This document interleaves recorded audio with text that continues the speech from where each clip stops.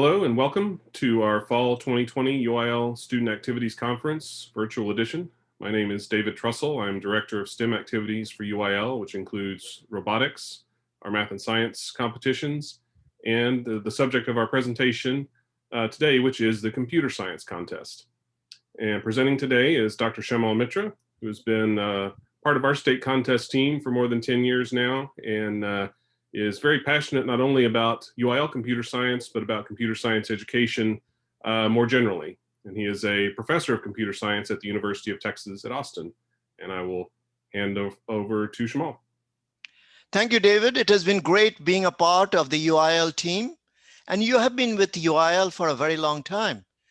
Can you tell me a little bit about the history of the contest? When did it all start? Well, we've had our computer science competition for about 30 years now. Started in the 1991 school year, modeled on the AP curriculum for computer science initially, and that's still where we get a lot of the framework for our test content, although there are additional topics, and we provide a topic list on our website that goes into more detail. Computer science also brought computers into UIL competition for the first time with our hands-on programming portion of the contest. Initially, that took place only at the state meet, but has since been added to the regional and district levels. And we also include that those materials with our invitational sets as well. So Shyamal, why would you say this contest is so important? Well, David, there are two parts to this question. The first part is, why is computer science important? And then why is UIL CS contest important? Computer science is important because computers have touched every facet of our lives. We need to know how to use the computer effectively. The UIL CS contest is important because it challenges you to grow. You learn more CS by participating in the contest, and you get to meet some very intelligent people in the field. It also looks good on your college application when you do apply to colleges. David, tell me a little bit about what programming languages were used in this contest. Well, that's a big part of our modeling on AP, the AP curriculum. We've used the same language that AP uses, which initially was Pascal. We were there for the first 8 years of the contest. And when AP shifted to C++, we made that move as well for 5 years, and then ultimately to Java. And that's where we have been ever since. And as long as AP continues with Java, most likely we will too. We specify that the most recent version as of September 1st of each school year is the version we'll use for that year. And this year, I believe that is version 14. David, what is the general structure of the contest? Like many of our academic contests, we have an individual and team component, and the same contestants from a school compete in both of those. We have the two parts to the contest, a written exam and a hands-on programming competition, which is what makes computer science unique, and we'll talk quite a bit more about that in this session.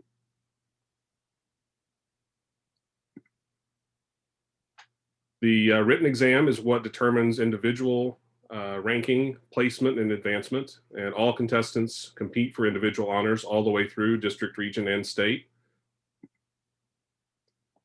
The team portion of the competition includes not only the written exam, but the hands-on programming portion as well. And so you add the written exam scores with the programming score to get an overall team score.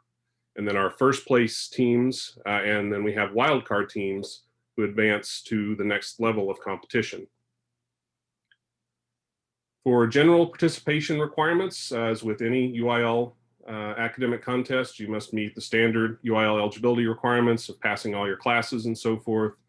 All contestants must take the written exam at all levels of competition.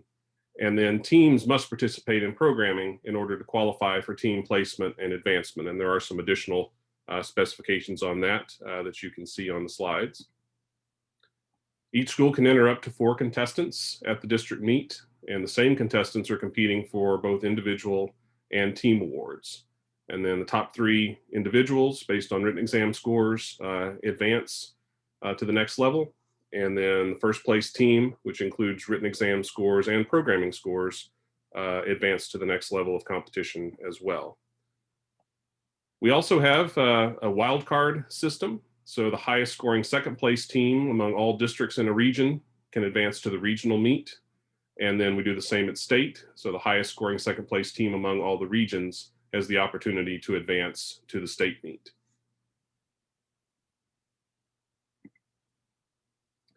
Quick note about when and how contest materials are returned is the same as with any of our other academic contests at the conclusion of the district week or the conclusion of the regional meet weekend. So Shyamal, tell us a little more about the written exam portion of the contest. Yes, the written exam, the emphasis of the written exam is on the syntax of Java. It is a 45-minute test. There are 40 questions. And the first 38 questions are multiple choice questions, and the last 2 are free response. You write your answers on the answer sheet. And a good place to start preparing for the test is the topics list and old tests. Remember to bring pencils and erasers to the test, and also no calculators are allowed. So all of the calculations that you do have to be done on scratch paper that we provide or on the test itself. And how is the written exam graded? It's very important that you do know the rules for grading. Every correct answer gets 6 points. Every incorrect answer, you get 2 points deducted. No points are given or deducted for questions that you do not answer. You may always skip a question whose answer you're not sure about. And there is a 15-minute verification period to make sure that we graded and tabulated your answers correctly. It is also important to know how ties are broken. The contestant with the highest percentage of correct answers wins the tie. Once again, the emphasis, the highest percentage of correct answers, not the total number of correct answers break the tie.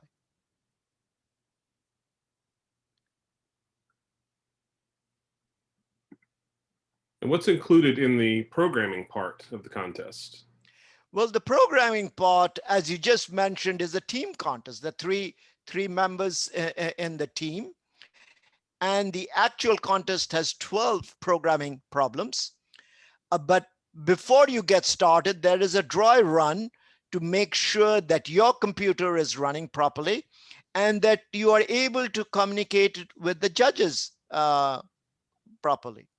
Typically, the contestants are going to be working in one room and the judges in another room. And the usual scenario is that you submit a solution to the judges, either through a network or on a flash drive. The judges run your program and they either accept your solution or not accept your solution. You may ask for clarification on a problem, but the judges will not explain concepts that you should have covered in class. One of the best things that you can do since there are 3 team members is to break up the problem packet into 3 groups of 4 problems, find the easiest problem to work on, and leave the more difficult problems for a later time. So what type of materials and equipment do teams need for the programming contest? You know, I think the first thing the a team should bring is 2 reference books. And these reference books should be free of any handwritten notes. Obviously, you have to bring a computer with you. I would recommend bringing a printer, even though that's not required. Bring paper for the printer. But remember, during the actual contest, a team may use only 1 computer, 1 monitor, 1 keyboard, and 1 mouse. So bring a backup computer just in case your primary computer fails you. On both the computers, you may only have the operating system and standard software. standard software being Microsoft Word, your Office suite, your browser. You'll have to have your Java compiler and IDE, all of the built-in Java libraries. But you may not have any code that you've written for your class, for any project, or any contest on your computer.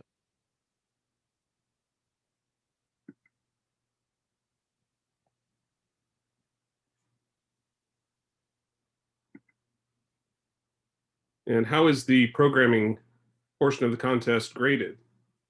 Well, again, the scenario is that you're working on a problem, the judges are working in another room. You work on the problem, you think you have a solution, you send it off to the judges either through a network or through through a flash drive. And what the judges do, they don't actually see your code. They compile your program and they get an output. They have their own standard output. They compare your output with the standard output.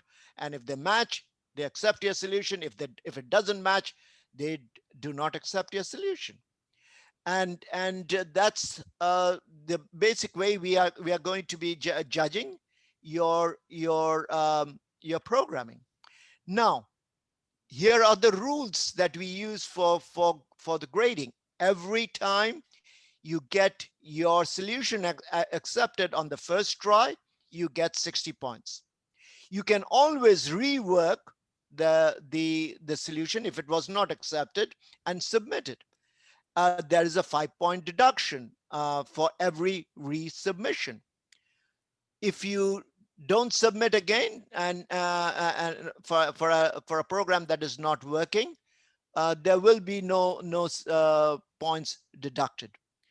The judges actually don't look at your code. They look at your output of your code versus their output. So they won't be able to provide you with a detailed explanation of why your solution was incorrect.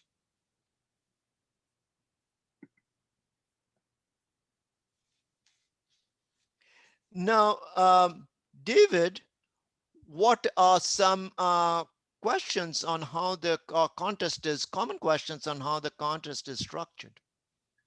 Yes, there are a few questions that we get frequently because computer science is a little different in how it's structured from many of our other academic contests. Can team contestants receive individual awards if they did not place as individuals at the previous level? Yes, they can. Everyone competes for individual awards and placement at all levels of the competition. If you advance only as an individual, do you participate in programming?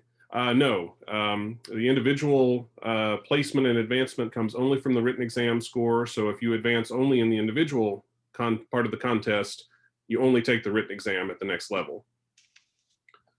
We just talked about programming scoring. Those deductions only are applied to your score if you ultimately get the answer correct.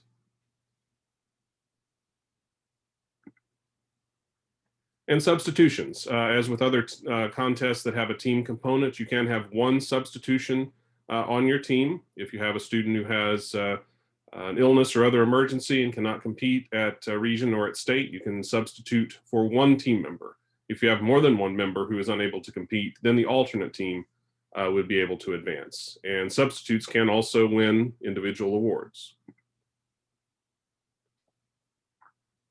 So Shyamal, how would you go about preparing? How should students go about preparing themselves for the written contest? Well, the first thing the students should do is to get themselves a good textbook on Java. They should know the syntax of the language very well.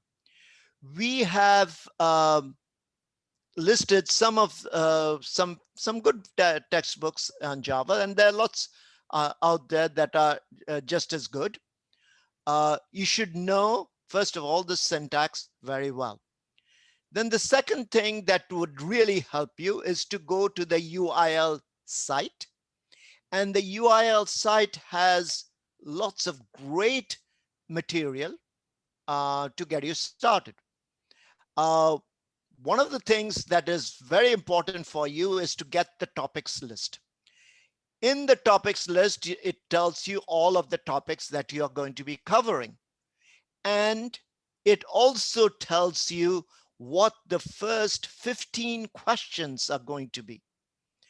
It's very important for you to know what those questions are, because you should not miss those first 15 questions. And there are lots of other sites that we could go to, and we'll talk about that a little later.